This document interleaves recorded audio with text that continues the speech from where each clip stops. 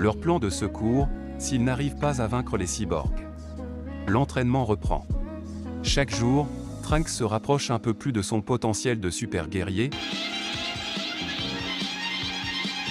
Mais à la dernière étape, il échoue.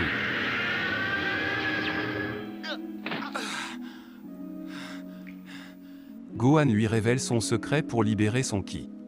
Pas la colère contre les cyborgs, comme essaie de le faire Trunks, mais celle d'avoir perdu tous ses amis. Mais alors qu'il se repose, une explosion quasi-atomique éclate au loin. Les cyborgs. Ils s'attaquent à une autre ville. La moitié de la Terre a déjà succombé à leurs assauts. Gohan se transforme et se prépare à partir les affronter pour sauver des vies. Trunks insiste pour venir avec lui, Gohan refuse. Il ne veut pas faire la même erreur, mais Trunks ne cède pas. Alors, feignant d'accepter, Gohan l'assomme d'un coup. Trunks est l'espoir de ce monde, le dernier Saiyan entraîné par un super guerrier. S'il meurt à l'aube de son potentiel, la Terre est fichue. Gohan le sait, il est la solution. Il part seul, affronter les monstres, des créations humaines. Alors que Gohan se lance de toutes ses forces, les cyborgs se jettent à deux contre lui.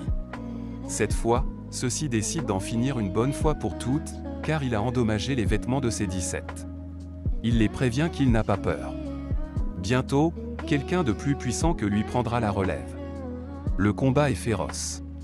Les cyborgs ont beaucoup plus de mal que d'habitude.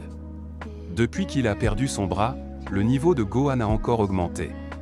Les guerriers de l'espace deviennent exponentiellement plus forts après avoir frôlé la mort. Tous ne sortiront pas vivants de ce combat.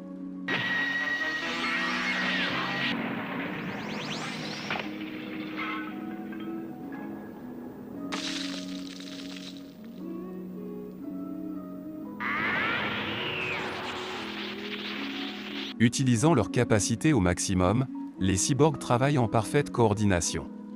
Ils encerclent Gohan, et le bombardent sans répit, lui laissant aucune issue. Une dernière explosion surgit.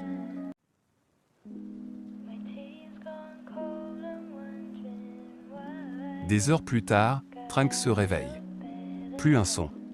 Il fonce vers la ville à la recherche de Gohan. Et il le trouve. Ses cheveux sont redevenus noirs. Son Gohan est mort.